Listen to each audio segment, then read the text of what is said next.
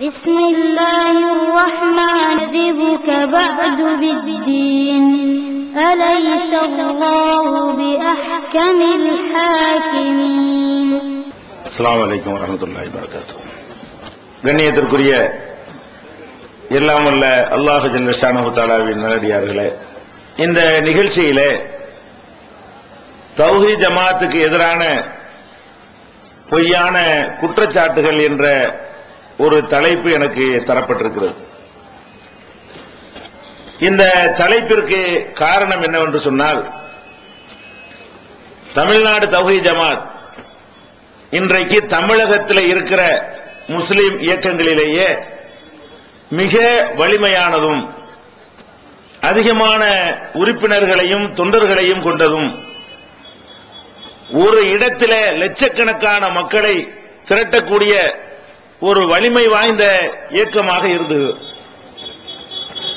ஆனால் இந்த மக்களுடைய எழுச்சியை பார்க்கின்ற பொறாமைப்படக்கூடிய சில பேர் இந்த எழுச்சி எப்படியாவது முறியடித்து விட வேண்டும் என்பதற்காக இந்த ஜமாத்துக்கு எதிராக இந்த ஜமாத்துடைய கொள்கை, இதனுடைய கோட்பாடு, இந்த ஜமாத்துடைய செயல் திட்டங்கள், இந்த ஜமாத்தினுடைய நிர்வாகிகளாகவும் பிரமுகர்களாகவும் இருக்கக்கூடிய தனி நபர்களை பற்றி விமர்சனங்கள் என்று பலவிதமான அவதூறுகளை மக்கள் மத்தியிலே பரப்பி இந்த சத்தியத்தை மக்களிடத்திலே செல்ல விடாமல் தடுக்கலாம் என்று நினைத்துக் கொண்டிருக்கிறார்கள்.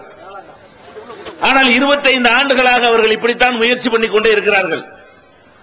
அவர்கள் எந்த அளவுக்கு அவதூறுகளை அள்ளி அள்ளி வீசுகிறார்களோ அதையெல்லாம் கடந்து இந்த ஜமாத்து மேலும் மேலும் மேலும் மேலும் வளர்ந்து கொண்டேதான் போகிற காட்சியை நீங்கள் எல்லாம் கண்ணால பார்த்துக் கொண்டிருக்கிறீர்கள். அல்லாஹ் திருக்குர்ஆன்ல சொல்லி காட்டுகிறான், யுரீதுன லியுத்ஃபியூ நூரல்லாஹி பிஅஃப்வாஹிஹிம், அல்லாஹ்வுடைய ஒளியை தங்களுடைய வாய்களால் ஊதி அணைக்கலாம் என்று பார்க்கிறார்கள். நம்ம வீட்டில் உள்ள விளக்க வேண்டாம், வாயினால ஊதி விடலாம். அல்லாஹ் அணைக்க முடியாமல் ஒரு விளக்கை ஏற்றும் பொழுது அதை வாய்களால் ஊதி அணைக்கலாம் என்று நினைக்கிறார்கள்.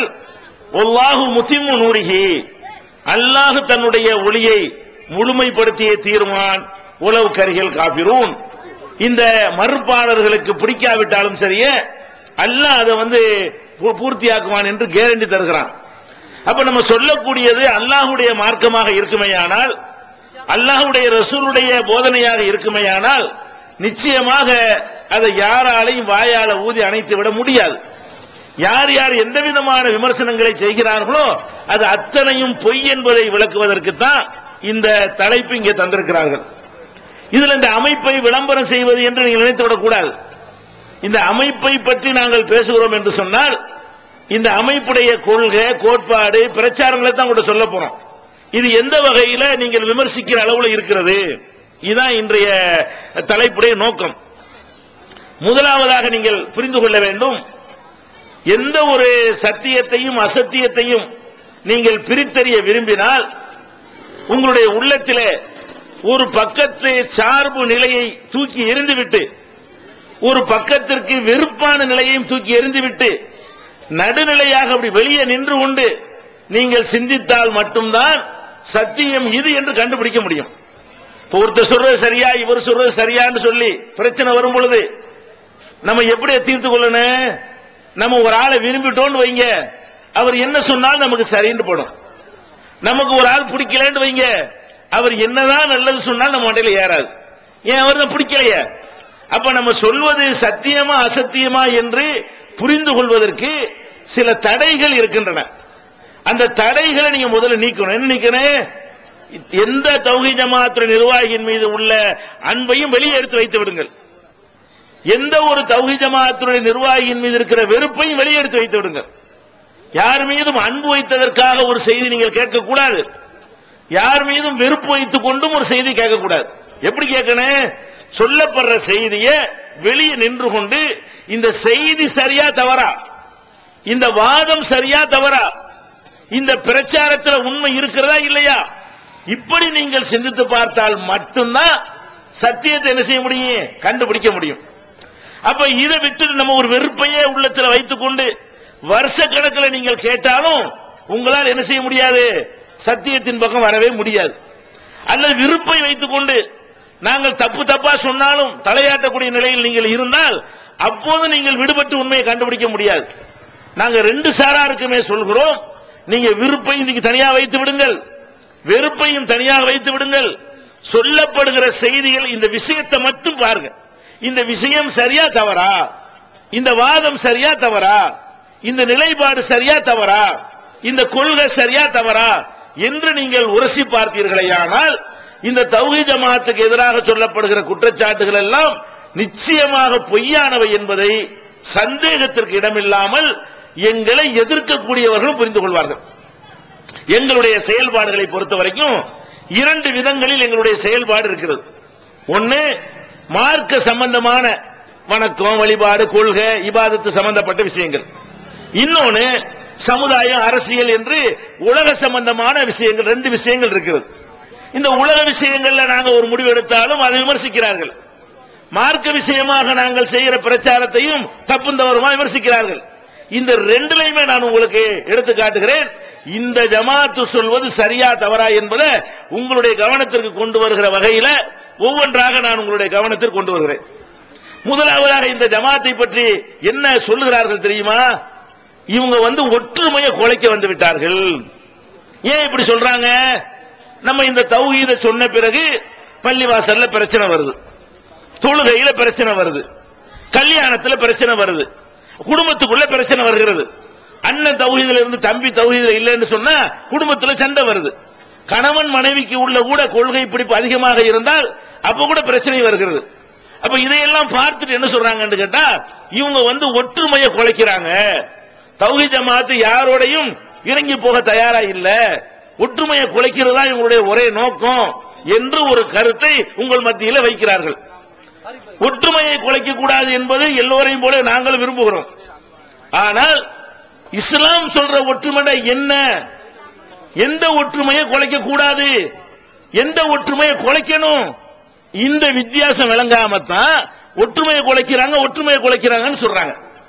ஒரு ஊர்ல எல்லாரும் சேர்ந்து வரதட்சணை வாங்குறாங்க ஒத்துமையா. ரெண்டு பேரும் வரதட்சணை வாங்காதங்கிறான். இப்ப குலைக்கிறானா இல்ல? இவன் ஏண்டா எல்லாரும் தானே வாங்கிட்டு இருக்கிறோம், நீயா கெடுக்கிறேன்னு சொல்றதா? இது கெடுத்து உடைச்சு சுக்குநூறு ஆக்கப்பட வேண்டிய ஒற்றுமை. இது எதுல ஒற்றுமையா இருக்கிறார்கள்? பெண்களை சுரண்டுவதில் ஒற்றுமையா இருக்கிறார்கள், அநியாயம் பண்ணுவதில் ஒற்றுமையா இருக்கிறார்கள், மார்க்கத்தை மீறுவதில் ஒற்றுமையா இருக்கிறார்கள் என்றால் அந்த ஒற்றுமை தூக்கி கடாசி எறியப்பட வேண்டும். தௌஹீத் ஜமாஅத் நல்லவங்களை உடைக்கல, கெட்ட செயல் செய்பவர்களிடம் இருந்து அதை தடுக்கக்கூடியவர்களை பிரித்து எடுத்தால் இது ஒற்றுமை குறைவா? வரதட்சணை வாங்குற ஊர்ல வரதட்சணை வாங்காதன்னா ஒற்றுமை குறையுமா குறையாதா? வட்டி வாங்குற ஊர்ல போய் எல்லாரும் வாங்குறான், 4 பேர் வட்டி வாங்காதன்னு சொன்னா அவனுக்கு கோபம் வரும், அடிப்பான், ஊரை விட்டு நீக்குவான், ஒற்றுமை குறைஞ்சு போயிருமே. அப்ப அதையும் சொல்ல முடியாது. தொழுகாத ஊர்ல போய்கிட்டு தொழுவ சொன்னா கூட சண்டை வரத்தான் செய்யும். நோம்பு வைக்காத ஊர்ல போய் நோம்பு சொன்னா கூட சண்டை வரத்தான் செய்யும். அப்ப நம்ம என்ன வழங்கணும்? ஒற்றுமை என்பது இஸ்லாம் என்கிற அடித்தளத்தின் மீது எழும்ப வேண்டும். இஸ்லாம் என்ற கொள்கையின் மீது அந்த ஒற்றுமை என்ன செய்யணும்? வர வேண்டும்.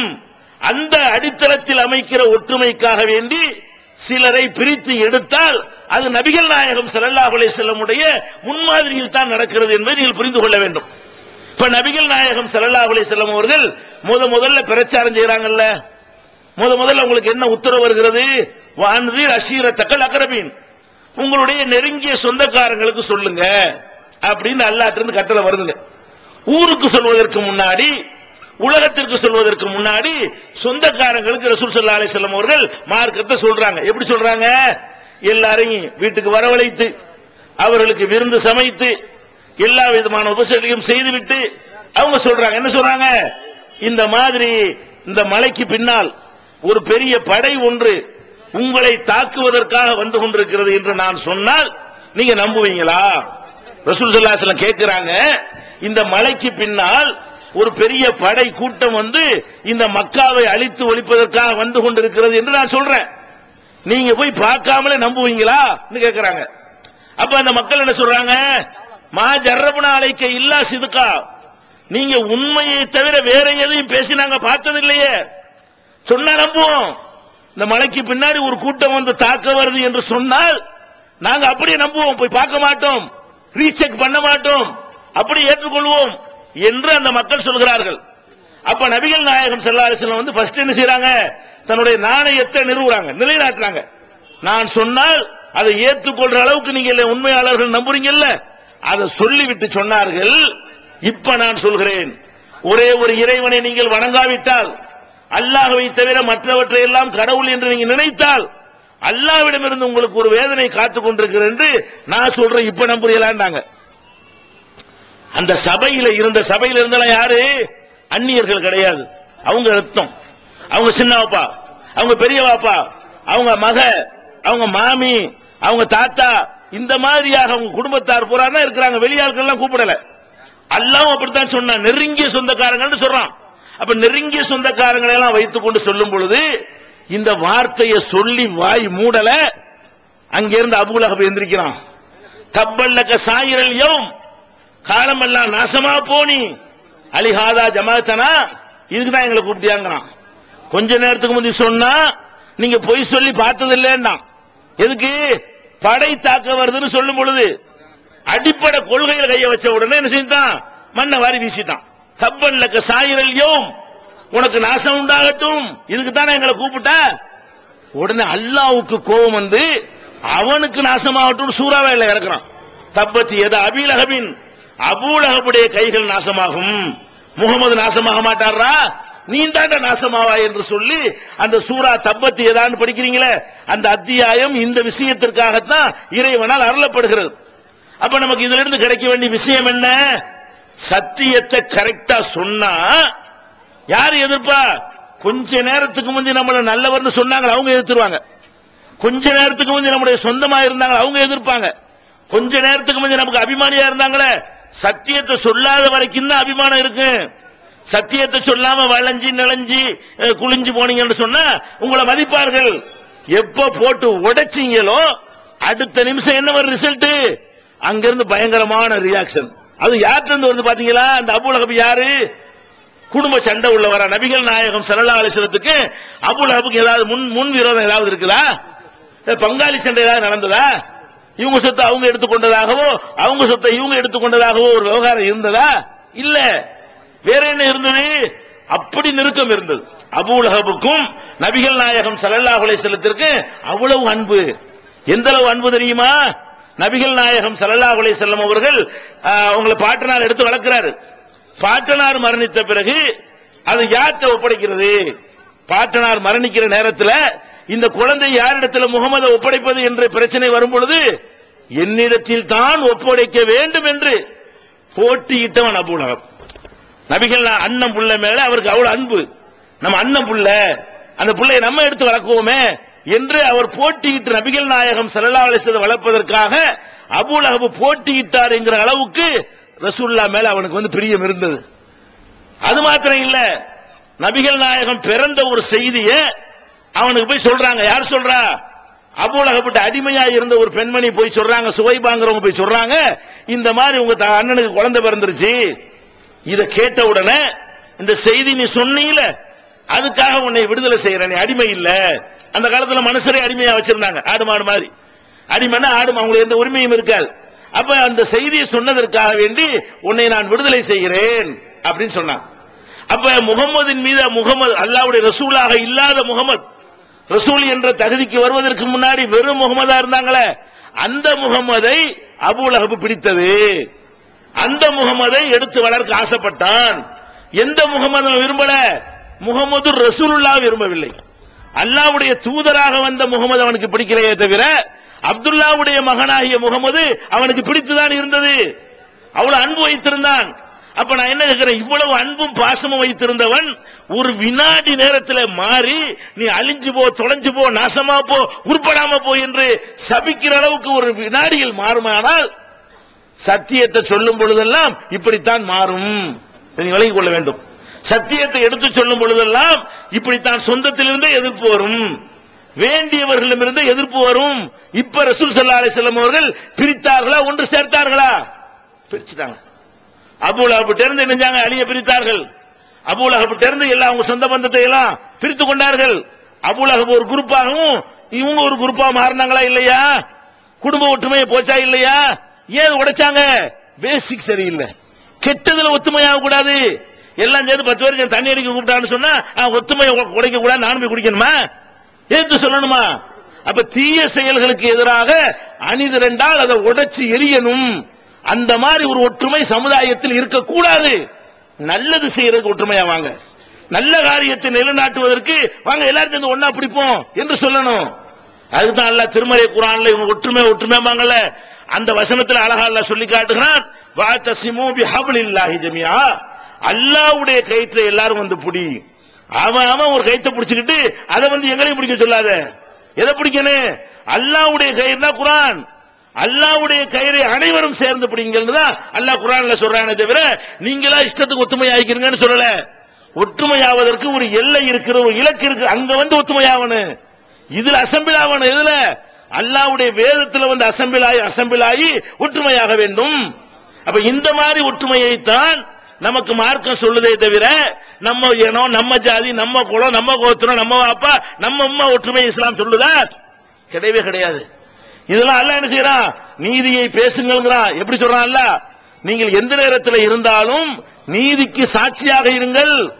அதனால் பாதிக்கப்படக்கூடியவர் வந்து உங்களுடைய ஆபாக்களாக இருந்தாலும் சரி, உங்களுடைய பெற்றோர்களாக இருந்தாலும், உங்களுடைய பிள்ளைகளாக இருந்தாலும், உங்கள் குடும்பத்தினராக இருந்தாலும் சரி, நீதிக்கு சாட்சி சொல்பவர்களாக இருக்கணுமே தவிர இவன் நம்ம ஆளு அது வரக்கூடாது. நம்ம ஆள் தானே வரதட்சணை வாங்குறான், நான் அவனை காப்பாத்துவேன், நம்ம ஆள் தாண்ட வாங்க கூடாது, மொத்தம் வாங்கி தொலைஞ்சிட்டு போகலாம். அப்ப என்ன விஷயம்? இந்த நம்ம ஆளுங்கிற மேட்டர் இருக்கு பாத்தீங்களா? இது பெரிய சைத்தானியத்துடைய வேலை. நபிகள் நாயகம் ஸல்லல்லாஹு அலைஹி வஸல்லம் கேட்கிறாங்க, ஒரு மனிதன் போர் செய்கிறான், யுத்த களத்தில் போய் போர் செய்கிறான். போர் செய்யும்போது எதுக்காக போர் செய்யணும்? அசத்தியத்தை ஒழித்து கட்டுவதற்காக வேண்டி, சத்தியத்தை நிலைநாட்டுவதற்காகத்தான் ஒரு யுத்த களத்திற்கு கூட நம்ம செல்ல வேண்டும். அந்த யுத்தத்தில் போய் ஒருத்தன் போர் செய்கிறான். யுகாத்துல் ஹமியத்தன் யுகாத்துல் அசபியத்தன். ஒருத்தன் என்ன செய்யறான்? அவனுக்கு ஏற்பட்ட ஒரு ரோஷம், அவனுக்கு என்னமோ நடந்து போச்சு, அதுக்கு கணக்கு தீர்க்கிறதுக்காக சண்டைக்கு போறான். நியாயமாக நடக்கிற ஒரு போர் தான். ஒரு அசத்தியத்தை ஒழிக்கிறதுக்காக உங்களை கூப்பிடுறாங்க, போறீங்க. ஆனா போகும்போது உங்களுக்கு என்ன நோக்கம்னு கேட்டா இந்த அசத்திய நோக்கம் கிடையாது. அதுல இருக்கிற ஒருத்தன் உங்களுக்கு இறஞ்சல் பண்ணிருக்கிறான், இதை சாக்கா வச்சுக்கிட்டு அவனை கணக்கு தீர்த்துக்கிறான். இந்த மாதிரி உங்களுடைய பழி வாங்குவதற்காக வேண்டி போர் செய்தான்னு சொன்னா அவன் நரகத்தில் இருப்பான். யுகாத்துல் அசபியத்தன், அசபியத்தன எங்க ஆளு, எங்க ஜாதி, எங்க இன, எங்க ஊர், எங்க மக்கள் அப்படின்னு நினைத்துக் கொண்டு எவன் போர் செய்கிறானோ அவனு நரகத்தில் இருப்பான்.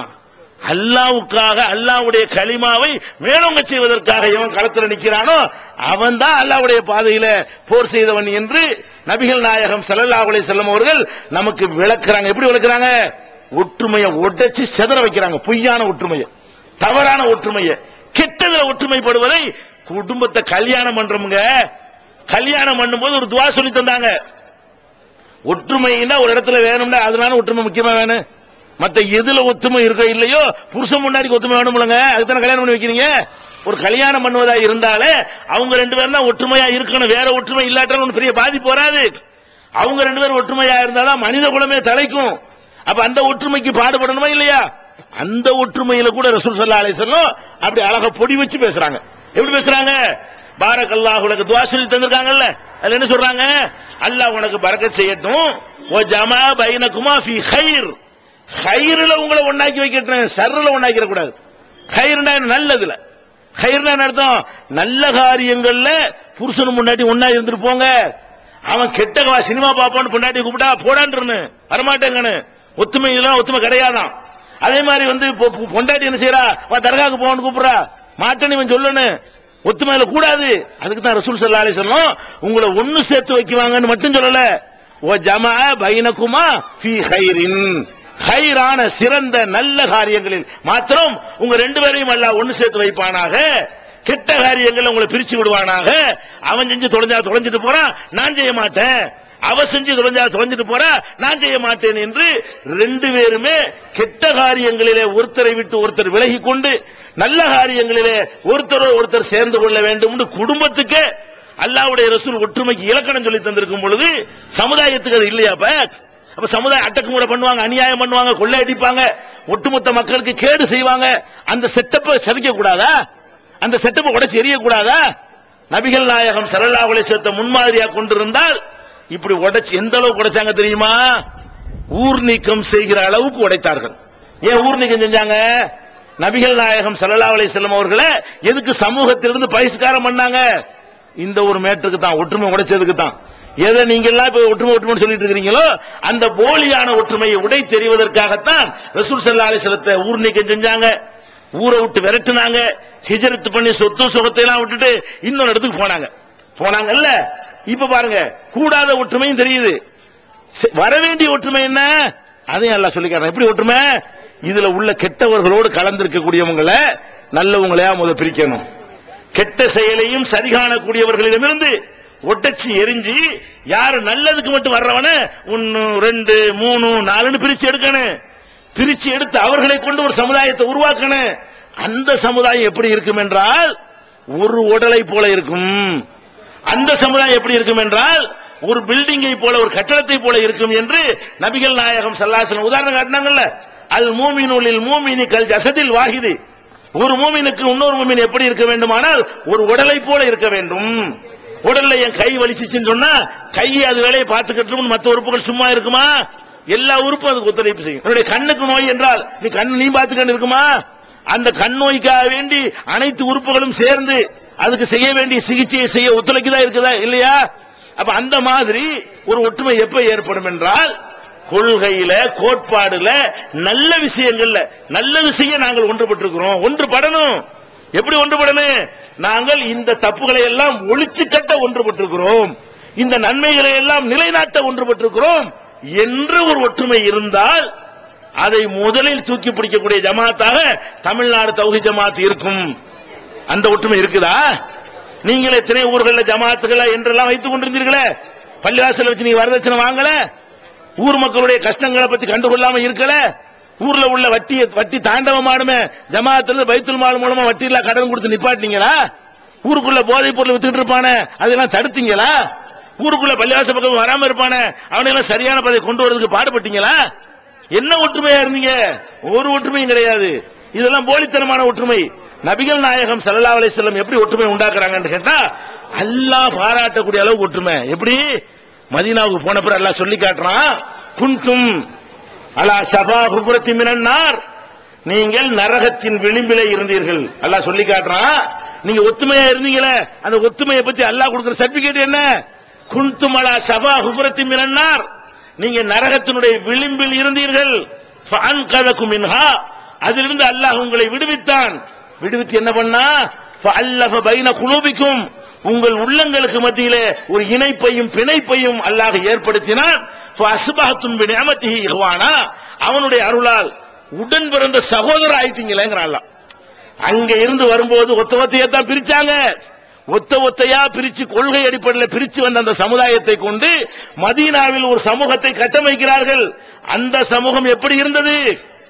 நல்லதிலே ஒன்றுபட்ட சமூகமாக இருந்தது, கெட்டதை விட்டு தூரமாக நிற்கிற சமுதாயமாக இருந்தது. விளைவு என்ன? அவங்க எப்படி ஆயிட்டாங்களா?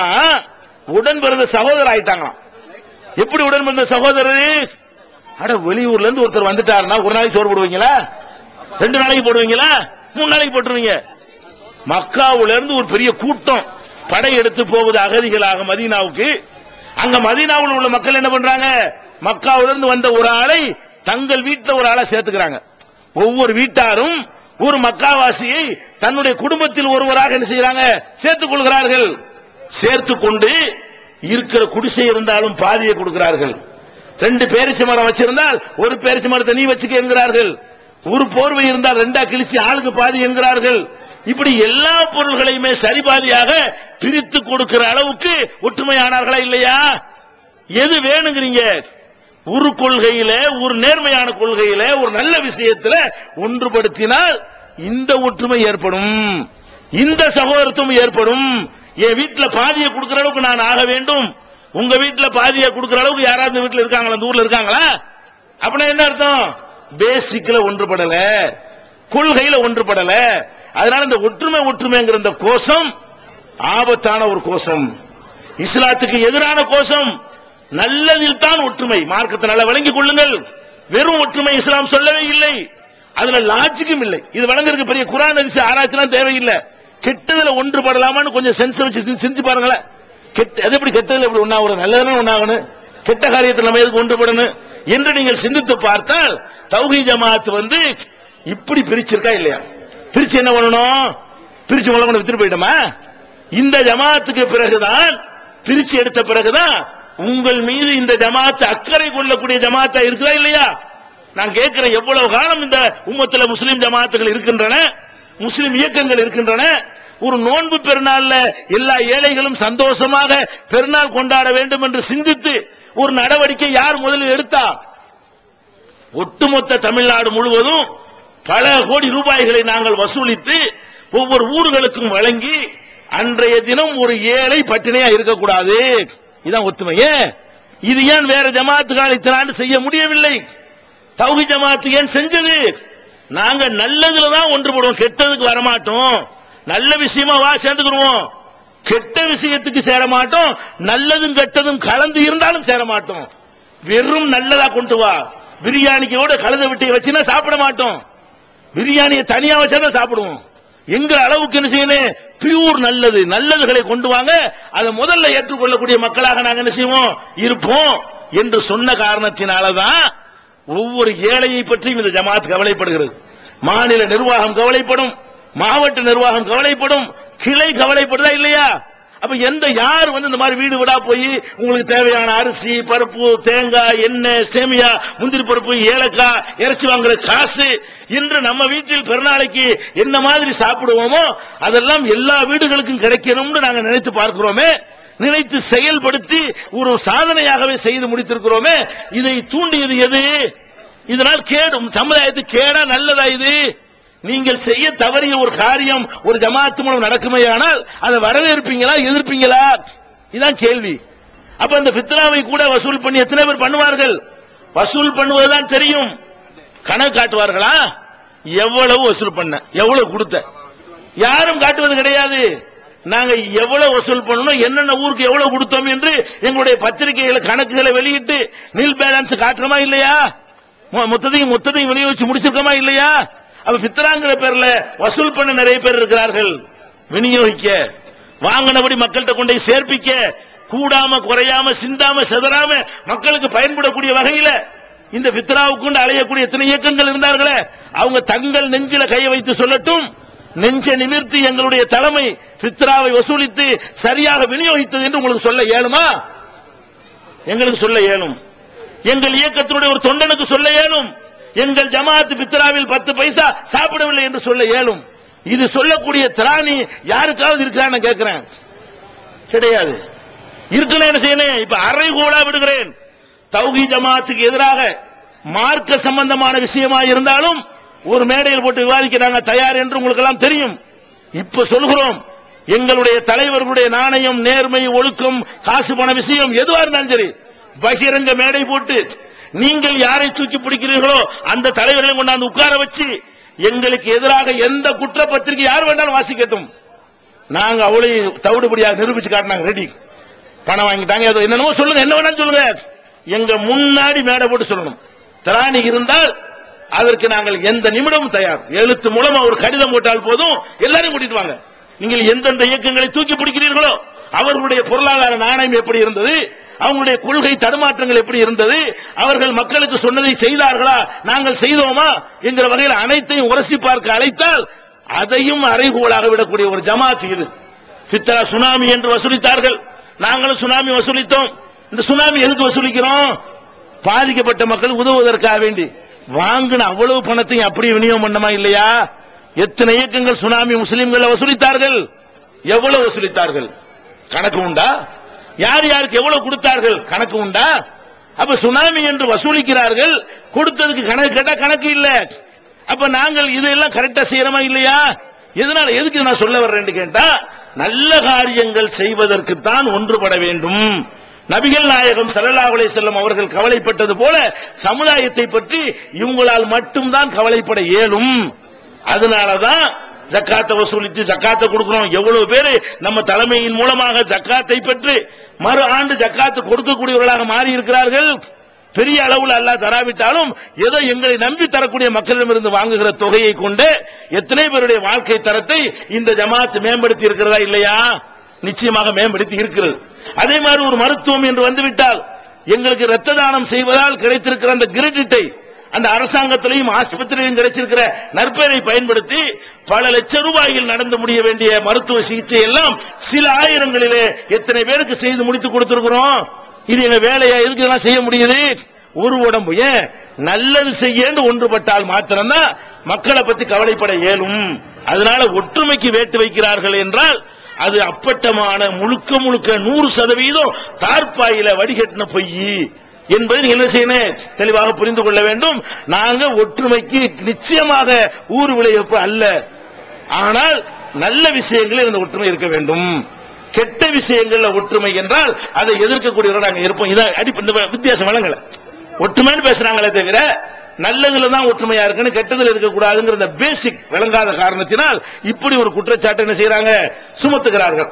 அடுத்து என்ன, நாங்க மக்கள்கிட்ட சொல்றோம், என்ன சொல்றோம், குர்ஆன்ல உள்ளபடி நடங்க, ரசூலுல்லாஹ் சொன்னபடி நடங்க, யார் சொன்னாலும் கேட்காதீங்க, இதான சொல்லிட்டு இருக்கிறோம். இதுக்கு எப்படி கலர் பூசுறாங்கன்னா, நாங்க சொல்றோம்ல எங்களை தான் மக்கள் எல்லாம் பின்பற்றாங்களாம். பிஜேபி பின்பற்ற ஆளுக்க எப்படி பாயிண்ட், பிஜேபி பின்பற்ற பிஜே என்ன சொன்னாலும் கேட்டுருவாங்க. நெஞ்சில கை வச்சு சொல்லுங்க, எங்க மக்கள்கிட்ட ஆதாரம் இல்லாம நாங்க எதையாவது சொல்லி பின்பற்ற வச்சிருக்கிறோமா? ஆய்வு பண்ண தெரியாதவர்கள் கொஞ்சம் பேர் இருக்கலாம். ஆனால் நாங்கள் சொல்லக்கூடியதற்கு குர்ஆனிலிருந்து எடுத்து காட்டியதால் இந்த மக்கள் பின்பற்றுகிறார்களா? அல்லது நாங்க இப்ப சொல்றோம், பிஜே சொல்றாரு இப்ப எல்லாரும் தர்காவுக்கு போவோண்டு விளக்கமா தெரிப்பீங்களா இல்லையா? அப்ப பிஜே சொல்றக்கா நீ கேட்கல இல்ல, பிஜே சொல்றக்கா கேட்டா என்ன செஞ்சிருக்கேன், பிஜே சொல்ற தர்காவுக்கு போவீங்களா? அப்ப ஏன் போக மாட்டீங்க? நீங்க இந்த ஜமாத்தா சொல்லுகிறது, நீங்க சொல்லல. யாரு சொல்றாங்களோ அவங்க அவங்க மக்கள்கிட்ட போய் நிப்பாங்க கொஞ்ச நாளைக்கு. வணங்களா, எதனால நாங்க நிக்கிறோம் என்றால் நீங்கள் எல்லாம் நிறைய பேர் சொல்லி இருந்தீங்க என்று சொன்னா 1000 நாங்க ஒரு ஆளா இருப்போம், மக்களுக்கு தெரிஞ்சிருக்காது. யாருமே சொல்ல பயப்படுறீங்க, ஜமாத்துக்கு பயப்படுறீங்க, எதிர்ப்புக்கு பயப்படுறீங்க, சொகுசு போயிருமென்னு கவலைப்படுறீங்க. எங்களுக்கு அதை பத்தி எல்லாம் அடிச்சாலும் நாங்க சொல்லுவோம், உதைச்சாலும் சொல்லுவோம், ஊரை விட்டு நீக்கினாலும் சொல்லுவோம். எதுக்கு நாங்க பயப்பட மாட்டோம், கவலைப்பட மாட்டோம். இந்த மாதிரி ஒரு நிலைப்பாட்டை நாங்கள் எடுத்திருக்கிற காரணத்தினால் மக்கள் இவங்க கரெக்டா சொல்றாங்க என்பதற்காக வேண்டித்தான் எங்களை நம்புகிறார்களே தவிர குர்ஆன்ல இல்லாத ஒன்றை மார்க்கம் என்று நாங்கள் சொன்னால் எங்க மக்கள் கேட்கவே மாட்டார்கள். ஹதீஸ்ல இல்லாத ஒன்றை, ஹதீஸ்லாம் கிடையாது இப்படிதான் செய்யணும் நான் சொன்ன கேட்பீங்களா? யாராவது கேட்க மாட்டீங்க. தௌஹீத் ஜமாஅத்துல ஒரு நிர்வாகி கேட்க மாட்டார்.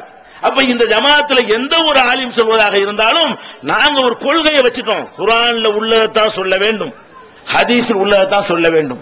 குர்ஆன் ஹதீஸ் இல்லாத ஒன்றை நம்ம சொல்லக்கூடாது என்று எங்களுக்குள்ளே ஒரு சபதத்தை போட்டுக்கொண்ட காரணத்தினால், அதன்படி நடந்து கொண்டிருக்கிற காரணத்தினால் நீங்கள் மக்கள் ஏற்றுக்கொள்கிறீர்கள் தவிர நாங்க சொன்னதுக்காகலாம் யாரும் ஏத்துக்கல. எந்த தப்பையும் நீங்கள் ஏற்றுக்கொண்டது காட்டினா தான் அது நிரூபிக்க முடியும். எப்படி நிரூபிக்கணும்? ஆமா இவங்க மார்க்கத்துக்கு விரோதமா இதை சொன்னாங்க, இது கூட இந்த ஜமாத்து கேட்டுச்சுன்னு சொல்லுங்க, ஒண்ணு சொல்லுங்க. இது எப்படி நீங்க நிரூபிக்கணும்? எப்படி நிரூபிக்கணும்? நாங்க சொன்னதைத்தான் இந்த மக்கள் கேட்கிறாங்க என்று நீங்கள் சொல்வதாக இருந்தால், நாங்கள் மார்க்கத்துக்கு விரோதமாக எதை சொன்னோம் அதை எப்போது எங்கள் மக்கள் ஏற்றுக்கொண்டார்கள், ரெண்டையும் நீங்க நிரூபிச்சாதான் நாங்க சொன்னதுக்காக ஏத்துக்கிட்டாங்கன்னு வரும்.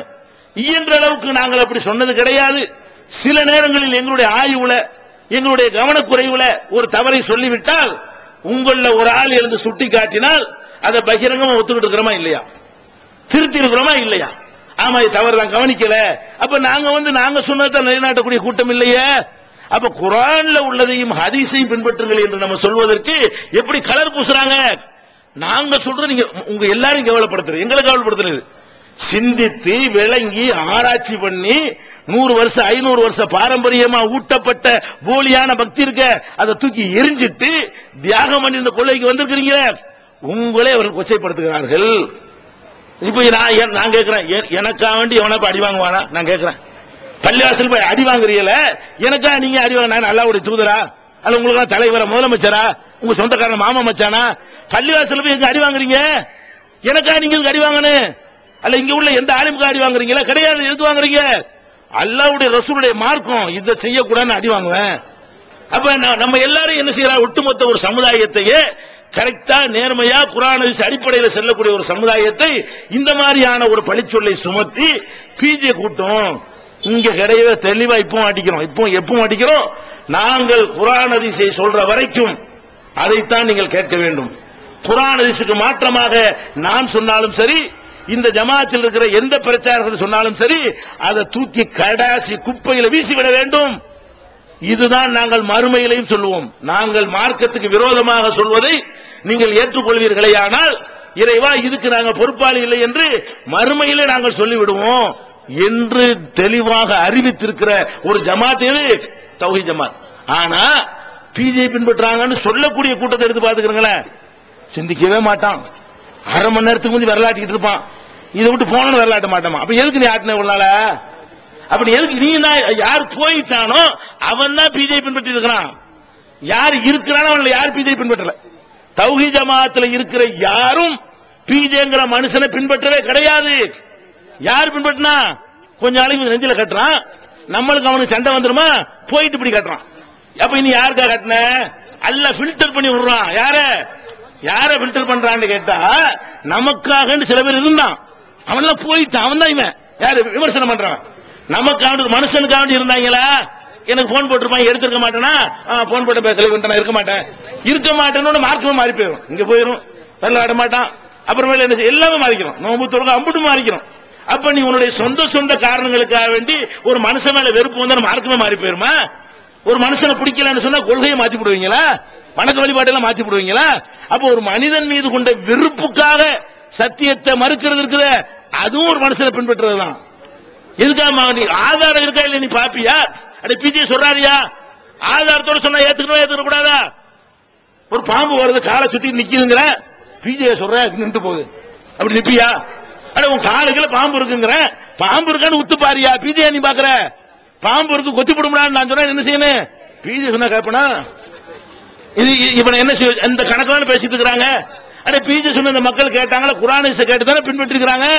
நான் சொல்லக்கூடிய மாதிரி குர்ஆன் வசனம் இருக்கான்னு நீ பாரு, இருந்தா அதை ஏத்துக்கிட்டு போ. ஏத்துக்கிட்டா குர்ஆனை நீ ஏத்துக்கிட்ட, என்ன ஏத்துக்கல?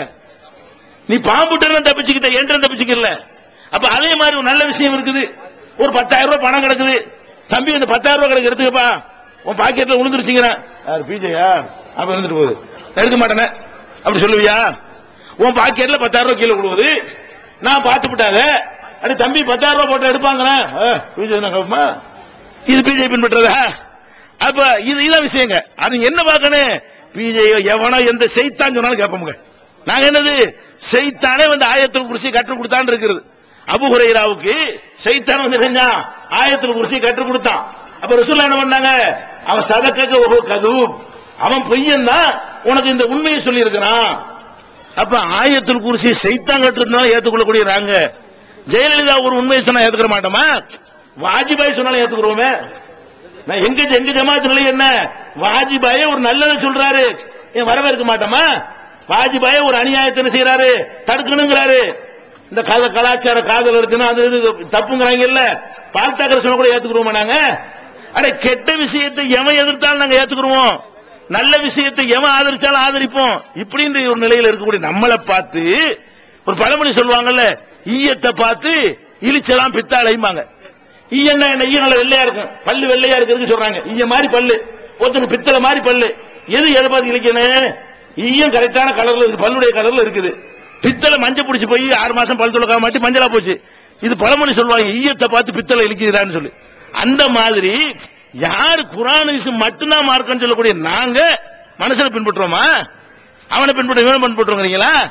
நீங்க பின்பற்றி கொண்டிருக்கிறீர்கள். உங்களுக்கு ஒரு தலைவர் யாரையும் வச்சிருப்பீங்க, அவர் என்ன சொன்னாலும் ஓகே, உட்காருறீங்க, எந்திரிச்சா எந்திரிக்கிறீங்க, ஆதாரம் கேட்க கூடாதுங்கிறீங்க, அது வந்து அவன்கிட்ட போயிடாதீங்க, இது போய் கேட்டுறாதீங்க, கேள்வி கேட்க போவாதீங்க. இது ஒரு மனுஷனை பின்பற்றுவதா? எதா இருந்தாலும் நேரவா பேசுவோம், டிஸ்கஸ் பண்ணுவோம், அது ஒரு மனுஷனை பின்பற்றுவதா? இந்த ஜமாத்தில் தனி மனித வழிபாடு என்பதற்கு எல் முனையும் இடமில்லை. இன்னும் சொல்வதாக இருந்தால் இந்த இடத்துல நாங்கள் பதிவு செய்யும் பெருமைக்கு அல்ல, ஒரு இயக்கம் இன்னைக்கு தமிழ்நாட்டில் இதான பெரிய இயக்கம், இதை யாருக்கும் மறுக்க முடியாது. அவங்கவுங்க முதலமைச்சர் அப்பாயின்மெண்ட் காத்துக்கிட்டு இருப்பார்கள். எங்களை தான் கூப்பிட்டு போய் என்ன செய்வாங்க? அப்பாயின்மெண்ட் தருவாங்க. எங்களை அழைப்பார்கள் கண்ணியமாக, உங்களை ஐயா பார்க்க விரும்புகிறார்கள் என்று சொல்லி எங்கள் அலுவலகம் தேடி வந்து அழைக்கிற அளவுக்கு இந்த ஜமாத் ஒரு கண்ணியமிக்க ஒரு இஸ்ஸத்தான அவங்க விரட்டி அடிக்கப்படுவார்கள். ஏன்? அவர்கள் ஆதாயம் அடையக்கூடியவர்களை அடிமையா நடத்துவார்கள். ஆதாயம் அடையாதவர்களை இவங்கள்ட்ட எதுக்கு வேலை போக மாட்டாங்க, நம்ம தான் குழஞ்சிக்கிறோம், நம்ம தான் இறங்கி போகணும் என்று சொல்லி வருவார்கள். அழைத்து நாங்க போறோம். அந்த அளவுக்கு இருக்கு. அந்த அளவு ஒரு இயக்கம் தானே. இப்படியான ஒரு இயக்கத்தினுடைய ஒரு முதன்மை பொறுப்புல இருந்து நாங்க பழைய நிர்வாகிகள் விலகணுமா இல்லையா? எந்த இயக்கத்தில் நடவடிக்கை எடுத்து விளக்குறது வேற. சில இயக்கங்கள்ல சில தலைவர்கள் மாறி இருப்பார்கள், சில குற்றச்சாட்டுகளை சுமத்தி தூக்கி எறிந்து மாறி இருப்பார்கள். அவங்களும் சொல்லுவாங்க நாங்கள் தான் தலைவர் மாத்தினோமாங்க. நீங்க மாத்தினீங்க, நீங்க மாத்தியது குற்றச்சாட்டுக்கு மாத்தினீங்க, நடவடிக்கை எடுத்து மாத்தினீங்க. நாங்களா வெளியே வந்தோம். நாங்கள் தான் தலைவராக இருப்போம் என்றால் எங்க மக்கள் அதை ஆதரிக்கக்கூடியவர்களாக இருந்தார்கள். மார்க்க விஷயத்தில் நாங்கள் சொன்ன ஆய்வு செஞ்சு பின்பற்றினாலும் தலைமைத்துவத்தில் எங்களை விட அவங்களுக்கு மனசு இல்ல. நாங்க வெளியே வந்தோம். ஒவ்வொரு மாநில 20-25 வருஷமாக இந்த ஜமாத்துக்காக பாடுபட்ட யாராச்சும் நாங்க இருக்கிறோமா? வெளியே நின்று உறுப்பினராக நின்று இன்றைக்கு பிரச்சாரம் செய்து கொண்டிருக்கோம். அப்ப நாங்க எங்களை முன்னிறுத்திக் கொள்ளலையே, இந்த ஜமாத்து மூலமாக எங்களை வளர்த்துக் கொள்ளலையே, எங்களுடைய பொருளாதாரத்தை பெருக்கிக் கொள்ளலையே. இந்த உட்கார்ந்துட்டு பெரிய பட்டணத்தில் உட்கார்ந்து சொன்னா எனக்கு ஆச்சு. மெட்ராஸ்ல சொன்னாங்க பரவாயில்ல, பெரிய பட்டணத்துக்கு தொண்டிங்க எவ்வளவு தூரம்? ஏன்பா நான் என்ன அமெரிக்காவில் இருக்கிறேன், இந்த அளவுக்கு தொண்டி பெரிய பட்டணத்தில் உட்கார்ந்து சொல்றாங்க. அவருக்கு 4 பங்களா இருக்குது, பல கோடி. பேங்க்ல அக்கௌண்ட் இல்ல ஒரே நான் தான். எனக்கு பேங்க்ல வங்கியில எந்த வங்கியிலையும் எனக்கு கணக்கே கிடையாது, வங்கியில எந்த இருப்பும் கிடையாது. நல்லா தெரிஞ்சுக்கிறீங்க. பூர்வீக வீட்டு தவிர வீடு கிடையாது. தொண்டியில சென்னையில வாடகை வீட்டுல இருந்துட்டு இருக்கிறோம். எந்த விதமான ஜமாத்தை வைத்து கள்ளத்தனமான எந்த சம்பாத்தியம் கிடையாது. எத்தனை 5 கோடி இருக்கு, 50 கோடி இருக்குங்கிறாங்க. அட ஒரு 20 லட்ச ரூபா எல்லாத்தையும் எடுத்துட்டு போ, என் வீடு வாசல் எல்லாத்தையும் தெரிஞ்சுக்க, ஒரு 20 லட்ச ரூபா கொடுத்துட்டு நீ அம்புட்டு எடுத்துட்டு போறியா? இதான் மேட்ரு. அதனால இதை இந்த பக்கத்தில் இருக்கு ஊர்ல போய் விசாரி, எப்பவும் ஒரே மாதிரி நாங்க இருக்கிறோமா, நாங்க என்ன மாதிரி இருக்கிறோம் என்ன செய்ய. எங்க ஊர்ல கேட்ட சொல்லிட்டு போறாங்க. எங்க ஊர் மக்கள் அத்தனை பேர் சொல்லுவாங்க. எவனா சொல்லுவானா? வெளியூர்ல உள்ளதான் இதான் சொல்லிட்டு இருக்கீங்க.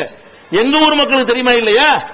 அப்ப இந்த ஒரு மாதிரி எல்லாம் அவதூறுகளை பரப்பி ஒரு ஜமாத் அழிக்கிறதுக்கு நீங்க திட்டமிடுகிறீர்கள். இந்த ஜமாத்துல தனி மனிதனை வளர விடமாட்டோம். 1-2 அப்படி வளர்ந்ததையும் களை எடுக்க நாங்க தைரியமா இருந்தோம். சில விஷயங்கள் தெரிய வரும் பொழுது எவ்வளவு பெரிய இடத்துல இருந்தாலும் தூக்கி கடாசுகிற அளவுக்கு இந்த ஜமாத் என்ன செய்யறோம், கொண்டு போயிட்டு இருக்கோம். இது தனி மனிதனுடைய துதிபாடக்கூடிய ஒரு இயக்கம் கிடையவே கிடையாது என்பதை நீங்க ஆழமா பதிவு. குர்ஆன் ஹதீஸுக்கு தான் நீங்க இருக்கணும். இப்போ உங்களுக்கு வசியத்தாக நாங்கள் சொல்கிறோம், குர்ஆன் ஹதீஸ்ல இருக்கிற வரைக்கும் தான் இந்த ஜமாத்தில் நீங்கள் இருக்க வேண்டும். இந்த தலைவர்கள் பின்னால் நீங்கள் செல்ல வேண்டும். குர்ஆன் ஹதீஸுக்கு மாற்றமாக நாங்களோ மற்ற தலைவர்களோ இந்த ஜமாத்தை வெளியே போகுமையானால் இந்த ஜமாத்துக்கு ஒரே மிதிச்சு விட்டு குர்ஆன் ஹதீஸ் சொல்லக்கூடிய வேற ஒரு ஜமாத்தை நீங்கள் உருவாக்கணும். அதான் இஸ்லாம் உங்களுக்கு சொல்லக்கூடிய, அதான் இஸ்லாம் உங்களுக்கு கற்றுத்தரக்கூடிய பாடம் என்று சொல்லக்கூடிய ஒரு திராணி உள்ள ஒரு இயக்கமாக நாங்கள் இயக்கத்தை கொண்டு போய்கிட்டு இருக்கிறோம். அப்ப இது இதுவும் ஒரு பொய்யான ஒரு அவதூறான ஒரு விஷயங்கள். அடுத்து என்ன சொல்ல வர்றாங்க, இந்த மார்க்க ரீதியாக நாங்கள் செய்யற பிரச்சாரம் இருக்கு இல்லையா, அதுவும் உங்க ஊர்ல இருக்குன்னு சொன்னாங்க. சில விஷயங்கள் எந்தெந்த ஊர்ல என்ன இருக்கு அதான் சொல்லணும். இல்லாத ஊர்ல போய் இருக்குது அதை சொல்லிட்டு வேஸ்ட். அது இருக்கிற ஊர்ல சொல்ல மாட்டாங்க, எதிர்ப்பு வரும். எந்த ஊர்ல ஒரு தீமை இருக்கிறதோ அந்த தீமை தான் சொல்ல வேண்டும். அப்ப அல்லாஹ்வுக்கும் மனுஷனுக்கு மத்தியில ஒரு வேறுபாடை காட்ட வேண்டும் என்பதுதான் தௌஹீத் ஜமாத்துடைய கொள்கைங்க. அல்லாஹ் வேற மனுஷன் வேற. அல்லாஹ்வுடைய எந்த தன்மையும் எந்த மனுஷனும் அடைய முடியாது. இதுதான் இஸ்லாத்தினுடைய பேசிக். இந்த பேசிக்கை உடைக்கக்கூடிய பல காரியங்களை நாங்கள் எதிர்க்கிறோம். அதனாலதான் பலருடைய எதிர்ப்புகளை நாங்கள் சம்பாதிக்கிறோம். இது முக்கியமான விஷயம். எல்லாரும் எதிர்ப்பதற்கு முக்கிய காரணமே நாங்க என்ன நிலைப்பாடு எடுத்திருக்கோம் என்றால், அல்லாஹ் மனுஷன் தான். எந்த ஒரு மனுஷனும் எந்த ஒரு சிவத்தில் கூட அல்லாஹ்வுடைய இடத்தை அடைய முடியாது. இது இஸ்லாத்தினுடைய பேசிங்க. ஒரு மனுஷன் அல்லாஹ் அளவுக்கு உரிய தன்மை எந்த வகையில் அடைய முடியுமா? அடைய முடியாது. இன்றைக்கு இந்த விஷயத்தில் மக்கள் பொடுபோக்கா இருக்கிறார்கள். எந்த அளவுக்கு பொடுபோக்கா இருக்கிறாங்க? ஒருத்தனை தலைவனா ஏற்றுக்கொள்றாங்க. நல்லா கவனிக்கணும். ஒரு மனுஷனை தலைவனா ஏற்றுக்கொள்கிறார்கள். ஏற்றுக்கொண்டு விட்டு அவன் என்ன சொல்கிறான் என்று உலகத்துக்கே தெரியாது. ரகசியமா போய் என்னமோ ஒருத்தர் சொல்லுவார். அது சொன்னது குர்ஆன்ல இருக்கா ஹதீஸ்ல இருக்கான்னு இவருக்கு ஆய்வு பண்ண தெரியாது. அவர் என்ன சொன்னாலும் கண்ணை மூடிக்கிட்டு ஏற்றுக்கொள்ளணும். அது முடிச்சா பாவம் அப்படின்னா அல்லாஹ் மாதிரி. அல்லாஹ்ட்ட செய்யற உடன்படிக்கை முடிக்கலாமுங்க. அல்லாஹ்ட்ட நம்ம என்ன செய்யறோம்? அல்லாஹ் மேல சத்தியமா நான் 10 ஏழைக்கு சோறு கொடுப்பேன்னு நான் சொல்லிவிட்டேன், எனக்கு வசதி வரல, முடிச்சிடலாம். அல்லாஹ் மேல சத்தியமா நான் 6 மாசம் நோன்பு வைப்பேன்னு சொல்லிவிட்டோம். முடியாட்டி நோன்பு வைக்கணுமா? 3 நோன்பு வச்சுட்டு என்ன செஞ்சிடலாம், அதை முடிச்சுக்கலாம். அப்ப அல்லாஹ்ட்ட கொடுத்த உறுதிமொழியவே உனக்கு முடியாட்டா முறிச்சுக்கன்னு சொல்லக்கூடிய ஒரு மார்க்கத்துல எப்படி மூளை செலவை செய்கிறார்கள்? ஒரு மனுஷன்ட்ட கொடுக்கிற உறுதிமொழியை நாங்க மாற மாட்டோம். அப்ப அல்லாஹ் இவங்க யாரு? இவங்க என்ன? இவருடைய தலைவர்கள் இவருக்கு யாரு? அல்லாஹ் ஆயிட்டாங்களா தெரியல. ஏன்னா அல்லாஹ்ட்டே ஒரு சத்தியம் பண்றமே, முடியாட்டி இந்த முறிச்சுக்கிற ரசூல் எல்லாம் நமக்கு சொல்லி தர்றாங்க. அல்லாஹ்வுடைய ரசூல் அப்படி கற்று தர்றாங்க. நான் ஒரு சத்தியம் செய்து அதை விட சிறந்ததை நான் கண்டால் அந்த சிறந்ததை செய்துவிட்டு என்னுடைய சத்தியத்தை முறித்து விடுவேன் என்று நபிகள் நாயகம் ஸல்லல்லாஹு அலைஹி வஸல்லம் அவர்கள் சொன்னார்களா இல்லையா? அப்ப சத்தியம் பண்ணி உறுதிமொழி கொடுத்தால் அல்லாஹ்ட்ட கொடுத்த உறுதிமொழியை கூட தவறு என்று தெரிய வரும் பொழுது, அதை விட சிறந்ததை காணும் பொழுது அதை முறித்து விட வேண்டும். ஆனால் நம்ம விமர்சிக்கக்கூடிய பல இயக்கங்கள்ல ஒரு சில இயக்கம் என்ன சொல்லுவது தெரியுமா? சில தலைவர்கள்ட்ட போய் உறுதிமொழி கொடுத்துட்டாங்கன்னு சொன்னா அவ்வளவுதான், முடிஞ்சிருச்சு லைஃப், அவ்வளவுதான், என்ன சொன்னாலும் கேட்க வேண்டியதான். ஒரு பயங்கரமான பாவம். அல்லாஹ்வுக்கு மேல கொண்டு போயிட்டாங்க பாருங்க. அடே, ஒரு மனிதனை வைக்க வேண்டிய இடத்துல மனுஷனை வைப்பியா? அல்லாஹ் வைக்கிற இடத்துல கொண்டு அல்லாஹ் வச்சு போடுற அளவுக்கு ஒரு தீமை இருக்க. இது தவறு என்று சுட்டி காட்டுவதால் இந்த மாதிரி செய்யக்கூடியவர்களுக்கு கோபம் வந்து இந்த அவதூறுகளை பரப்புகிறார்கள். அதே மாதிரி ஒரு மார்க்கத்துடைய அறிஞர் இருக்கிறார். மார்க்க அறிஞருக்கு என்ன எல்லை? என்ன? குர்ஆன்ல உள்ளதை சொல்வது அவருடைய எல்லை, ஹதீஸ்ல உள்ளதை சொல்றது அவருடைய எல்லை. இந்த எல்லையை கடந்து அவர் இறைத்தன்மைக்கு சொந்தம் கொண்டாடுறாருன்னு வைங்க, அதை நாங்க கண்டிக்கிறோம். இந்த பையத்து என்று சொல்லி வரும் பொழுதும் இறைத்தன்மை தாங்க வருது. அதே மாதிரி மார்க்க அறிஞர்கள் சொல்லி என்ன பண்றாங்க தெரியுமா? சில ஊர்ல அஜத்துமார் இருப்பாங்க. இப்ப அஜத்துமார் நிறைய மாற்றம் அடைஞ்சிட்டு வர்றாங்க, அல்ஹம்துலில்லாஹ். நிறைய மௌலவிமார்கள் குர்ஆனை நோக்கி விளங்கி திருந்தி வந்து கொண்டிருக்கிறார்கள். மக்கள்கிட்ட ஏற்பட்ட விழிப்புணர்வு காரணம். இன்னும் சில பேர் மிச்சமா இருக்கிறார்கள். என்ன இருக்கிறாங்க? நீங்க ஒருத்தர் போய் அஜத்துல போய் கல்யாணம் பண்ணணுங்கிறீங்க. அஜத் என்ன சொல்வாரு? நல்ல நாள் பார்த்து தர்றேன், இந்த மாசம் இந்த கிழமை பண்ணுங்க, இது நல்ல நாள், இந்த கிழமை பண்ணுங்க கெட்ட நாள் அப்படின்னு சொல்றாரு. இது நீங்க சாதாரணமா வாங்கிட்டு வந்துடுறீங்க. ஆனா உள்ள விஷயம் என்ன தெரியுமா? இவர் அல்லாஹ்வுடைய தன்மைக்கு தானே சொந்தம் கொண்டாடுறாரு. ஒரு நாள்ல நல்லது நடக்கும் சொல்லி இவர் எப்படி கண்டுபிடிச்சாரு? இந்த நேரத்தில் இதை செஞ்சால் நான் நல்லா இருப்பேன் என்பது அவருக்கு எப்படி தெரியும்? நான் எதிர்காலத்தில் நடக்கக்கூடிய ஒரு விஷயம் அல்லாஹ்வுக்கு மட்டும் தானே தெரியும். அல்லாஹ்வுடைய ரசூலுக்கு கூட தெரியாத எதை அல்லாஹ் அறிவித்து கொடுத்தாங்க அந்த விஷயங்களை தவிர அல்லாஹ்வுடைய ரசூலுக்கு மறைவானது தெரியுமா? தெரியாது. ஒரு மனுஷன் வர்றான்னு சொன்னா துஆ செஞ்சிட்டு போய் ஆரம்பிப்பான்னு சொன்னா அது ஒரு விஷயம். அவனுக்கு என்ன கைடு பண்றாங்க? நீ வெள்ளிக்கிழமை ஆரம்பி, நீ வளர்பிறையில ஆரம்பி, நீ தேய்பிறையில ஆரம்பி, இது வடக்க நகசு, இது தெற்க நகசு, இது வந்து இந்த அப்படிலாம் சொல்லி இவங்க ஒரு மனிதனுக்கு எதிர்காலத்தில் என் நல்லது எப்ப நடக்கும், எதிர்காலத்தில் கெட்டது எப்ப நடக்கும் என்று கண்டுபிடித்து எனக்கு அதை சொல்கிறார்கள் என்று சொன்னால் இவர்கள் யாருடைய அதிகாரத்தில் கை வைக்கிறார்கள்? இந்த நாலேஜ் உனக்கு எங்க இருந்து கிடைச்சது? இப்படி அல்லாஹ் உனக்கு சொல்லி தந்தானா? வெள்ளிக்கிழமை கல்யாணம் பண்ணா நல்லா இருப்பார் இவர் திங்கக்கிழமை கல்யாணம் பண்ணா நாசமா போயிருவார்னு சொல்லி இவருடைய விதி பலகையும் விதி பட்டியலையும் உன் கையில எல்லாம் தந்தானா? இப்படி இதுக்கு நீ சொந்தம் கொண்டாடுவ? அப்ப ஒரு மார்க்க அறிஞர் என்று சொல்லக்கூடிய ஒருத்தர் தன்னை அல்லாஹ்வாக அல்லாஹ்னு சொல்ல மாட்டாரு. அவருக்கு அது விளங்குறது இல்ல, விபரீதம். ஆனா அல்லாஹ்வுடைய தன்மை தானே இது. நாளைக்கு என்ன நடக்கும் என்பதை 5 விஷயங்களை அல்லாஹ்வை தவிர யாரும் அடைய முடியாது.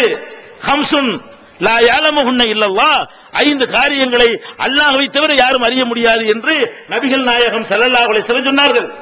5ல ஒண்ணு என்ன? மழை பெய்யுது.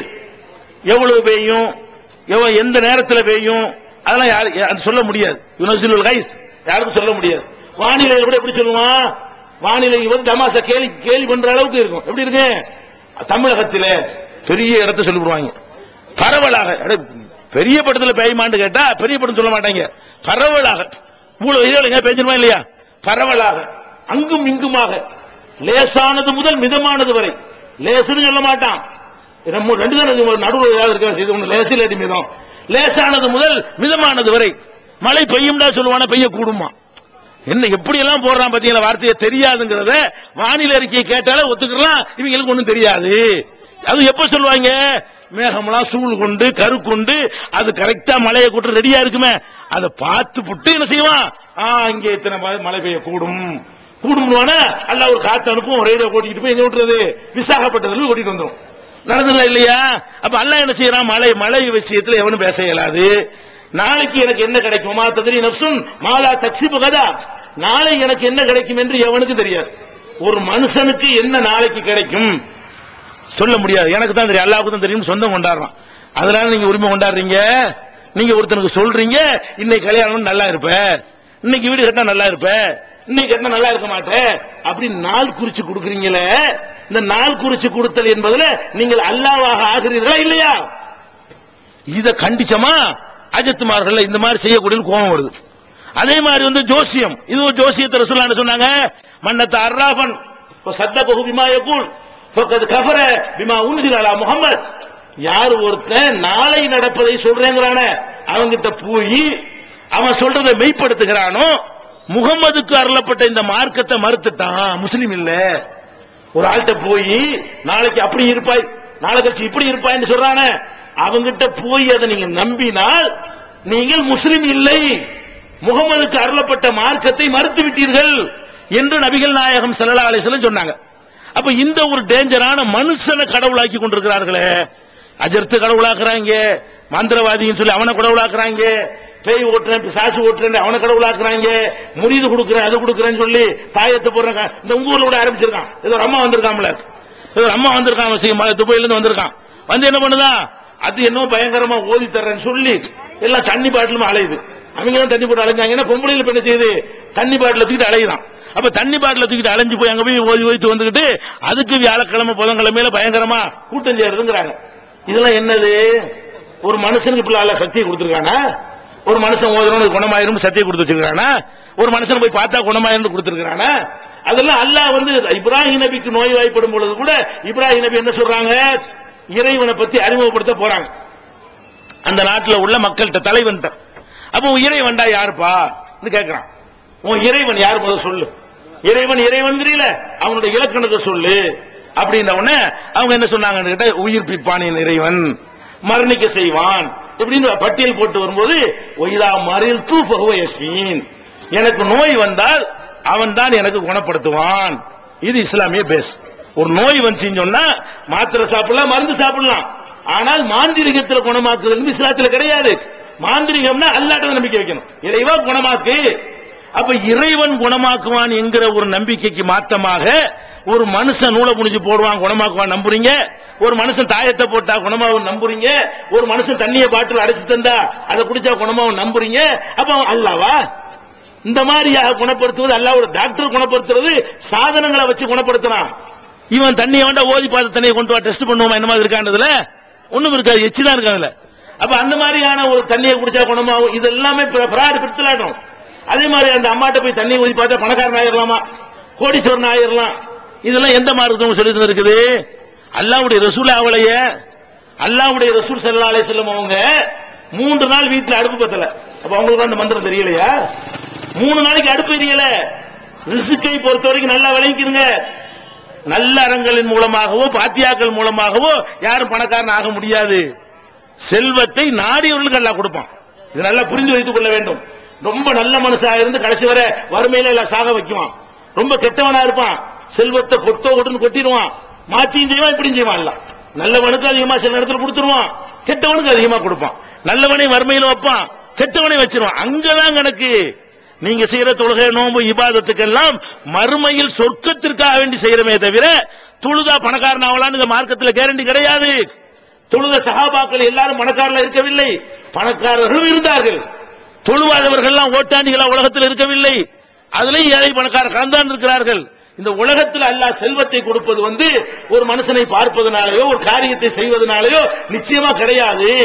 குர்ஆன் அவ்வளவு தெளிவா சொல்லுது. அல்லாஹு யப்சுத்து ரிஸ்க லிமன் யஷா, நாடியவர்களுக்கு அல்லாஹ் ரிஸ்க் என்ன செய்யறான், அதை தாராளமா கொடுக்கிறான். ஓ யக்திரு, நாடியவர்களுக்கு குறைவா அளவோடு கொடுக்கிறான். அப்ப நான் நாடுனா நல்லவன் கெட்டவன் பார்க்க மாட்டேன், நினைச்சா அவனுக்கு கூட கொடுப்பேன், நினைச்சா குறைவு கொடுப்பேன், எவனு கேட்காத. இப்படித்தான் ரிஸ்க பத்தி எல்லாம் சொல்லி காட்டுறான். நம்ம என்ன நினைக்கிறோம், அந்த பொம்பளையிட்ட தண்ணியை ஊத்திட்டு வந்தோம்னா நம்ம பெரிய கோடீஸ்வரி ஆயிடலாம். அப்ப நோய் திக்கிற அதிகாரம் ஒரு பொம்பளைக்கு இருக்குன்னு நினைக்கிறீங்க. அதே மாதிரி வந்துகிட்டு பணக்காரனா ஒரு அதிகாரம் பெண்ணை போய் பார்த்துட்டு வந்தா அப்படி இந்த உங்க ஊர்ல இருக்கலாம் சொன்னாங்க பெரிய பட்டணத்துல.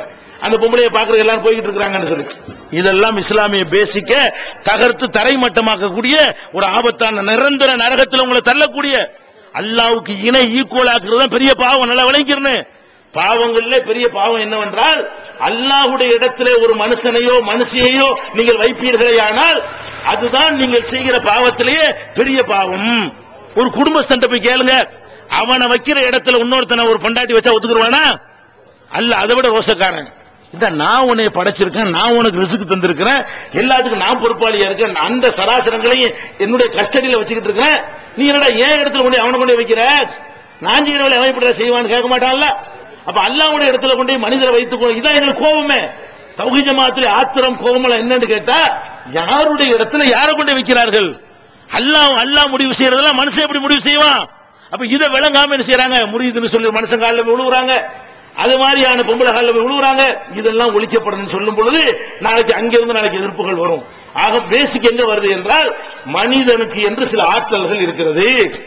இதை நாங்க விளக்குறோம். எப்படி விளக்குறோம்? இப்ப அல்லாஹ்வுக்கும் மனுஷனுக்கும் பொதுவான சில தன்மை இருக்குதுங்க. என்ன தன்மை? நீங்கள் பாக்குறீங்க, நானும் பாக்குறேன், அல்லாஹ்வும் பாக்குறான். நீ பாக்குறீங்க இல்ல என்னைய, நான் உங்களை பாக்குறேன் இல்ல, அல்லாஹ் பாக்குறானே இல்லையா? பாக்குறான். ஆனால் நீங்க பாக்குறது நான் பாக்குறது அல்லாஹ் பாக்குறது ஒண்ணா? இல்ல. நான் எதை பார்ப்பேன்? முன்னாடி இருக்கிறவங்களை தான் பார்ப்பேன். முதுகு பின்னாடி எனக்கு பார்க்க இயலுமா? பார்க்க இயலாது. இந்த வெளிச்சம் இருந்தா தான் நான் உங்களை பார்ப்பேன். கரண்ட் கட்டான உங்களை நான் பார்க்க முடியாது, நீங்கள் என்னை பார்க்க முடியாது. அப்ப நான் பார்க்கறதுக்கு என்ன வேணும்? நேரம் இருக்கணும், வெளிச்சம் இருக்கணும், என் பார்வையில் வேற கோளாறு வேற இல்லாம இருக்கணும், அது ஒரு குறிப்பிட்ட தொலைவில் இருக்கணும். இங்க உட்கார்ந்துட்டு கடைசி வரிசையில் உள்ள ஒரு ஆளை எனக்கு பார்க்க முடியுமா? ஒரு குறிப்பிட்ட டிஸ்டன்ஸ்ல இருக்கணும், அப்பதான் பார்க்க முடியும். இப்படியான நிறைய கண்டிஷனோட தான் நமக்கு பார்க்க முடியும். நமக்கு எதையுமே அனைத்தையும் பார்த்துட முடியாது. அல்லாஹ் எப்படி பார்ப்பான்? இப்ப நம்ம பார்க்கிறோம், எவ்வளவு தடுப்புகள் இருக்குது, நம்மளை பார்த்துட்டு இருக்கோம். இந்த பூமி கீழே மக்கள் இருப்பாங்களே, அவங்களையும் பார்ப்பான். பூமிக்கு உள்ளுக்கு இருக்குமே ஜீவராசிகள், அதுகளையும் அல்லாஹ் ரப்பல் ஆலமீன் செய்வான், பார்ப்பான். அப்ப அவனுடைய பார்வை என்பது அல்லாஹ் இருட்டிலையும் பார்ப்பான், வெளிச்சத்திலையும் பார்ப்பான். முதுகுக்கு பின்னாடி நம்ம பார்க்க முடியாது, அவன் பின்னாடி உள்ளதையும் பார்ப்பான், முன்னாடி உள்ளதையும் பார்ப்பான், மேல உள்ளதையும் பார்ப்பான், கீழே உள்ளதையும் பார்ப்பான். எந்த இருட்டு எல்லாத்தையும் பார்க்கக்கூடியவன். அதே மாதிரி காதால நமக்கு காது இருக்கு, காதால கேட்கிறோம், அல்லாஹ்வும் கேட்கிறான். அப்ப அல்லாஹ்வும் கேட்கிறான், நீங்களும் கேட்கிறீங்க, நானும் கேட்கிறேன். ஆனால் அல்லாஹ் கேட்கிற நம்ம கேட்கிற ஒண்ணா? நம்ம எதை கேட்போம்? ரெண்டு காது இருந்தா கூட ரெண்டு காது ரெண்டு கேட்கல, ரெண்டு காது இருக்குல்லங்க, அங்கே ஒரு ஸ்டேஜ் போட்டு உன்னால பேச விடுவோமா? இந்த காதுல அதையும் இந்த காது அதையும் கேட்கறீங்களா? முடியாது. காது ரெண்டு இருந்தா கூட ரெண்டு சேர்ந்து ஒண்ணுதான் கேட்க முடியுது. ஒரு நேரத்தில் ஒண்ணு கேட்க முடியும், அதே நேரத்தில் குறிப்பிட்ட தூரத்தில் தான் கேட்க முடியும். காத்து இருந்தா தான் கேட்க முடியும். காத்து இல்லாத இடத்துல உட்கார்ந்து என்ன செய்ய முடியாது, அலையில வராது, சவுண்ட் வராது. அப்ப இந்த மாதிரி எல்லாம் இருந்தா நம்ம கேட்க முடிகிறது. அல்லாஹ் எப்படி கேட்பான்? எத்தனை பேர் இருந்தாலும் கத்தினாலும் கேட்பான். அம்புட்டு பேர் அல்லாஹ்னு கூப்பிடுங்க, அவ்வளவு யார் கூப்பிட்டாலும் அப்படி கரெக்டா துல்லியமா அல்லாஹ் கேட்கும். அப்ப அல்லாஹ்வுடைய கேட்கும் திறன் என்பது எந்த ஒரு நிபந்தனைகளுக்கு உட்பட்டது அல்ல, எப்படி வேணாலும் கேட்பான். இந்த மாதிரி நீங்க யாரையும் நினைச்சிடக்கூடாது. எப்படி நினைச்சக்கூடாது? அல்லாஹ் கேட்கிற மாதிரி இவர் கேட்பார். இங்க உட்கார்ந்துட்டு சாவுல மீதங்கிறீங்க, இங்க உட்கார்ந்து நாகூர் ஆண்டவரேங்கிறீங்க, இங்க உட்கார்ந்துட்டு ஏர்வாடி இப்ராஹிம் சாங்கிறீங்க. இப்படி கூப்பிடும்போது எத்தனை பேர் கூப்பிடுறீங்க? 10 பேர் கூப்பிட்டீங்கன்னு வச்சுக்கிறீங்க பெரிய பட்டணத்துல. 10 எப்படி அவர் கேட்பாரு? உசுரோட இருந்தாலும் அவர் கேட்க முடியாத, உசுரோட வாழுகிற காலத்திலேயே ஒரு நேரத்தில் 2 கேட்டிருப்பாரு அவரு. நீங்க நினைக்கிறீங்க லட்சக்கணக்கான பேர் நாகூர் ஆண்டவர் நாகூர்ல போய் கத்துறான் ஒரு செகண்ட்ல, அந்த லட்சக்கணக்கானதையும் ஒரு பிரித்து அறிந்து கேட்பார் என்று நீங்கள் நினைத்தால், அவருடைய கேட்கும் திறன் மனிதனுடைய கேட்கும் திறனா அல்லாஹ்வுடைய கேட்கும் திறனா? அல்லாஹ்வுடைய திறனை கொடுத்து விட்டீங்க. மனுஷனுடைய கேட்கும் திறனை கியூல நிப்பாட்டப்பார். நாகூர்ல என்ன செய்யணும்? இந்த முதல்ல நீங்க கேட்டு வா, இந்த நீ போ, அப்படி நிப்பாட்டு பார்ப்போம். ஒரு நாளைக்கு 50 கூட போக மாட்டான், அவ்வளவு கியூல விட முடியும். அப்ப நீங்க என்ன செய்யற? அமெரிக்காவில் உட்கார்ந்து கேட்கறான், ரஷ்யாவில் உட்கார்ந்து கேட்கறான், எங்கெங்க உட்கார்ந்துட்டு நாகூர் ஆரேங்கிறான், மும்புட்டும் கேட்கும் நினைக்கிறான். அப்ப இப்படி கேட்கிற மாதிரி சக்தி அல்லாஹ் கேட்கிற மாதிரி இவர் கேட்கிறாரு நம்புறீங்களா? மனுஷன் கேட்கிறாரு நம்புறீங்களா? இது இந்த வேறுபாடு வழங்க மாட்டேங்குது. நான் ஒரு ஆண்டு நான் அல்லாட்ட வாங்கித்தானே கேட்கிறோம், அல்லாட்ட வாங்கி தருவாரு தானே சொல்றோம். அட வாங்கி தர ரெண்டாவது விஷயம், நீ சொல்றது விளங்குங்கிறிய, எப்படி விளங்கு? அல்லாஹ்வுடைய காது இருந்தா தான் விளங்கும், மனுஷனுடைய காதை கொண்டு விளங்காது. இந்த ஒரு பேசிக்கா நீ விளங்கல. அதே மாதிரி நம்ம டாக்டர் நோய் தீர்க்கிறாரு, மனுஷனும் நோய் தீர்க்கிறான், அல்லாஹ்வும் நோய் தீர்க்கிறான். டாக்டர் எப்படி நோய் தீர்ப்பாரு? வயிற்று வலின்னு போவீங்க, அவர் என்ன செய்வாரு? வயிற்று வலியா, சரி போ சரியா போயிடும் இப்படி பாரா, இப்படி செய்ய மாட்டாரு. வாப்பான் பாரு, கையை பிடிப்பாரு. அலோபதியா இருந்தாருன்னா ஸ்டெதஸ்கோப் நெஞ்சில வைப்பாரு, இப்ப டெஸ்ட்களும் பண்ணுவாரு, ரத்தத்தை எடுத்துருவோம், மூத்திரத்தை எடுத்துருவான் பாரு, எல்லாத்தையும் பார்த்து என்ன செய்வாரு? அதுக்குள்ள மருந்து தருவாரு, அது நீ கையில வாங்குவேன், வாயில போடுவேன், ஊசியை குத்துவாரு, அது உள்ள இவ்வளவும் நடக்குது. அதாவது எப்படி குணமாகுதோ அந்த சாதனங்கள் வழியாகத்தான் குணமாகுது. சாதனத்தை யூஸ் பண்ணாம குணமாகுதா? ஒரு டாக்டர் போறீங்க என்று சொன்னா அவர் பார்த்து என்ன செய்யல, போ சரியா போயிரும் சொல்ல மாட்டாரு. எப்படி செய்வாரு? ஊசியவோ மாத்திரை எடுப்பாரு, இப்படித்தான் வந்து குணப்படுத்துறது. ஆனா அல்லாஹ் எப்படி குணப்படுத்துவான்? நமக்கு வைத்த வலி, யாரெல்லாம் வைத்த வலினோன்னு அங்கிருந்து மாத்திரை கொட்டுமா? அங்கிருந்து இன்ஜெக்ஷன் வருமா? எக்ஸ்ரே அனுப்பினா கேட்பானா? கேட்க மாட்டான். யாரெல்லாம் துவா செய்வோம், புசுன்னு போயிடும். அப்ப அல்லாஹ் நமக்கு வைத்த வலியை போக்குவது என்பது எந்த சாதனங்களையும் பயன்படுத்தாம நமக்கே தெரியாத வகையில் அவன் குணப்படுத்துகிறான். மனிதன் குணப்படுத்துவது ஊசியோ கத்தியோ பிளேடோ ஆபரேஷன் கத்தியோ என்னத்தையோ பயன்படுத்தி, லேகியமோ தைலமோ, ஒரு பொருளை பயன்படுத்தி, ஒரு சாதனத்தை பயன்படுத்தி, மருந்தே இல்லாட்டா கூட அக்கு பஞ்சரா இருந்தா கூட இந்த நீடில்ஸ் ஊசிய போட்டு குத்தி குணப்படுத்துறானா இல்லையா? சரி, இப்ப அவளியாட்ட போய் கேக்குறீங்க, அவரு குணப்படுத்துறாரு, நான் ஒரு ஆண்டவரை வைத்து வலி போகணுங்கிறீங்க. அப்ப நீங்க என்ன செய்யணும்? மனுஷ மாதிரி குணப்படுத்துறதா இருந்தா அப்படி கபருஸ்தான ஒரு கை நீட்டணும், இந்த மாத்திரை அப்படி இப்படி தந்தா நானும் போய் வாங்கிட்டு வரவா போவோம். நாகூர் ஆண்டவர் கபூர்ல இருந்து மாத்திரை தருவார்னு சொன்னா நானும் வந்து வாங்கிட்டு வர்ற மாத்திரை தான் வருதுல. அத நாகூர் ஆண்டவர்கிட்ட போனவன ஒரு இன்ஜெக்ஷன் நீட்டி இந்த கை நீட்டுறான், குத்துறேன்னு சொல்லி குத்துனாருன்னா சரி மனுஷன் குணமாக்குறாருமா, மனுஷன் மாதிரி குணமாக்குறாரு நினைக்கலாம். அவர் எப்படி குணமாக்குறாரு நீங்க நினைக்கிறீங்க? அவர் மருந்து பயன்படுத்த மாட்டாராம், மாத்திரையும் பயன்படுத்த மாட்டாராம். நம்ம கேட்போமா அவர் அங்கிருந்து குணப்படுத்த? இதுதான் அல்ல. அட இதான அல்ல, இதை செய்யறவன் தானே அல்ல. நீ கேட்ப எப்படி குணப்படுத்துறான்னு எனக்கு தெரியாது, குணமாயிரும். அப்ப எப்படி குணப்படுத்துறான்னு தெரியாமல் குணமாக்குறவன் இறைவனா இருக்கும் பொழுது ஒரு மனுஷன் அது செத்த பிறகு, அட உசுரோட இருக்கும் போது கொஞ்சம் கொஞ்சம் சக்தி இருந்தது, செத்து கொண்டை புதைச்சி அடக்கம் பண்ணி என்ற பிறகு இவங்க கேட்பாங்க அங்கிருந்து ஒரு குணமாக்கிடுவார்னா நீ யாரை எங்க கொண்டு வைக்கிற? ஒரு பணத்தை கொண்டு போய் எல்லாரோட இடத்துல வைப்பியா? உசுரோட உள்ளவனை வச்சாலும் ஒத்துக்கிற மாட்டோம் என்று நம்ம சொல்லும் பொழுது ஏதோ பெரியார திட்டம் மகான திட்டம்னு சொல்லி கோபம் வருகிறது. யோசிக்க வேணாம், அல்ல அறிவு தரலையா நமக்கு? அப்ப அல்லாவுக்கு எது கோபப்படக்கூடிய காரியமோ அந்த காரியங்களை செய்யாதீர்கள் என்பதுதான் நம்முடைய நிலை. இதனால எல்லாம் கோபப்பட விளங்குதா? நம்மளுக்கு எதிராக அவதூறு கிளப்பது ஒரு காரணம். கொடுக்கிறோம் வைக்கல, கொடுக்கிறோம், நீங்க கேட்கறீங்க, என்கிட்ட கேட்கறீங்க, இந்தாங்க நான் தூக்கி கொடுக்கணும், கையில எடுக்கிறத பார்க்கணும், நீங்க நீட்டணும், இங்க இருந்து அங்க வரும் கேமராவில் எடுத்து சைபர் ஷாட் போட்டு எடுத்தா ஒவ்வொரு ஸ்பாட்லையும் பார்த்துடலாம். நீங்க எத்தனை ஸ்டெப் உங்களை தாண்டி வருதுன்னு சொல்லி நீங்க ஒரு 1000 ரூபாய் கேட்கறீங்க, நான் கையை கட்டிக்கிட்டு 1000 ரூபாயா, சரி போ பாக்கெட்ல இருக்கு, இப்படி எனக்கு 1000 ரூபாய் தரையலுமா? நீங்க 1000 ரூபாய் கேட்கறீங்க, கையை கட்டிக்கிட்டு 1000 ரூபாய் தானே, சரி போ உனக்கு 10,000, சரி போ உனக்கு 1 லட்சம், போ இப்படி 1 லட்சம் இருக்குமா பாக்கெட்ல? கிற்கண்டு போயிருவீங்க. இப்படி கொடுக்க இயலாது. நான் 1 லட்சம் ஒரு ஆள் கொடுக்கறாருன்னா எடுக்கணும், முதல்ல என்கிட்ட இருக்கணும், மனசு வரணும், அப்புறம் நான் எடுத்து கொடுக்கணும், அவர் நீட்டணும், வாங்கணும், இப்படிதான் கொடுக்க இயலும். அல்லாட்ட கேட்கறீங்க, அல்லா எனக்கு பணக்காரனாக்கு, உடனே ஓட்ட பொத்துக்கிட்டு போல பொருள் 1000 ரூபாய் கட்டு கொட்டுமா? ஆனா அல்லாட்ட நீ பணக்காரனாக்குன்னு கேட்டிய, எப்பாவது மூட்டை பொத்திட்டு ரூபா விழுந்துச்சா? ரூபா விழுவல. வேற எப்படி இருக்கு? ஒண்ணுமே தெரியாது, எப்படி ஆனாலும் தெரியலமோ, நேற்று வரைக்கும் திங்கர்ல வர பார்த்தாங்க, இன்னைக்கு பார்த்தா என்னமோ அப்படிங்கிற மாதிரி இல்லையா? இறைவன் கொடுக்கிறது எப்படி எல்லாம் வராது, நோட்டு அடிச்சுனா தரமாட்டான், அது வாட்டு வந்துடும். இப்ப தர்காவுல போய் செத்து பண்ணாண்டு போய் கேட்கறீங்கள, எப்படி கேட்கறீங்க? நான் ஒரு ஆண்டவரே நான் வறுமையா இருக்கிறேன், அப்படியா, இந்த பிளாங்க் செக் வச்சுக்க, தந்தா வாங்கிட்டு வா. பிளாங்க் செக் வாங்கினியா? கபரை பத்து ரூபா வந்துச்சா? ரூபா வரல, வேற எப்படி தருவாரு? அவரோட கை கட்டிக்கிறானா, நீ பாட்டு கேட்பியலாம், அதுங்க நமக்கு வந்துருமா? இதுதான் அல்ல. அட இதை செய்யறவன் தான் அல்ல. நீ பாட்டு கேட்க வேண்டியது அவன் பாட்டு சும்மா இருக்கிற மாதிரி தெரியும், அது பாட்டு வந்துட்டு இருக்கு, இது அல்லாங்கிறது.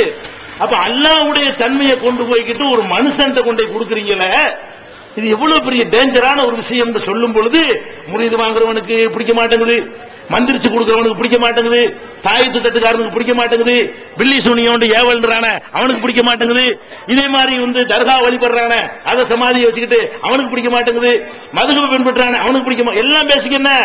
அல்லாஹ்வுடைய இடத்துல அல்லாஹ் மட்டும் வையி, மனுஷனை வைக்கிற இடத்துல மனுஷனை வையி. ஒரு காலத்திலையும் ஒரே ஒரு தன்மையில் கூட மனுஷனுக்கு அல்லாஹ்வுடைய தன்மை வராது. மனுஷனுக்கு அல்லாஹ்வுடைய ஒரு சிவத்து கிடையாது.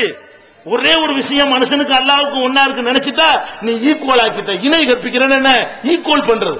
அல்லாஹ்வுக்கு ஈக்குவலா இவர் கேட்பாரா? அப்ப அல்லாஹ்வுக்கு ஈக்குவலா அவர் பாப்பாரா? அல்லாஹ்வுக்கு ஈக்குவலா அவர் கொடுப்பாரா? அல்லாஹ்வுக்கு ஈக்குவலா குணப்படுத்துவாரா? அல்லாஹ்ட்ட ஒரு குழந்தைய கேட்கறீங்க, உடனே குழந்தைய பார்சல் படி கைத்த கட்டியால இறக்குவானா? குழந்தைய கேட்பீங்க, அதுக்குரிய ஃபார்முலாவை உண்டாக்கி செய்வான், குழந்தைய உண்டாக்கிடுவான். அப்ப ஒரு கணவன் மூலமா குழந்தை கேட்கறதுக்கு டாக்டர் வித்தியாசம் இருக்கா இல்லையா? அப்ப அல்லாஹ் அவளியாட்ட எப்படி கேட்கறீங்க? அவர் உனக்கு என்ன செஞ்சாரு? குழந்தைய கேட்ட உடனே, குழந்தையா இந்த கையை கொடு, இந்த ஊசியை போடு, உன் புருஷனை கூட்டிட்டு வா, இந்த ஊசியை போட்டா நல்லா ஒரு குழந்தை அப்படி சொன்னாரு உங்களுக்கு. அப்ப இது என்னங்கிறீங்க? அப்படி அல்ல நீங்க செய்யறீங்க, எல்லாம் டிட்டோவா அப்படி என்ன செய்றீங்க? அல்லாஹ்வுடைய இடத்துல கொண்டு போய் செத்து போன ஆள, உசுரோட உள்ள ஆள, தலைவர்கள்லாம் வச்சுக்கிட்டு எங்களை சொல்றீங்க தனி நபர்களை துதிக்கிறோம். இதையெல்லாம் ஒழிச்சு இப்படி தெளிவா தரமட்டமாகக்கூடிய ஒரு ஜமாத், மனுஷன மனுஷ இடத்துல வையிண்டு இவ்வளவு தெளிவாக சொல்லக்கூடிய ஒரு அமைப்பை பத்தி நீங்க என்ன பேசுறீங்க? ஒரு மனிதன் சொல்லை கேட்கிறார்கள் சொல்லி தனியா அவதூறு சொல்றீங்களே, நெஞ்சில கை வைத்து சிந்தித்து பாருங்க. அல்லாஹ் ரப்பல் ஆலமீன் இதை உணர்ந்து நடக்கக்கூடிய நன்மக்களாக நம் அனைவரை ஆக்கி அருள் புரிவானாக. வாஹிரு தாவானாக இருந்துள்ளார்.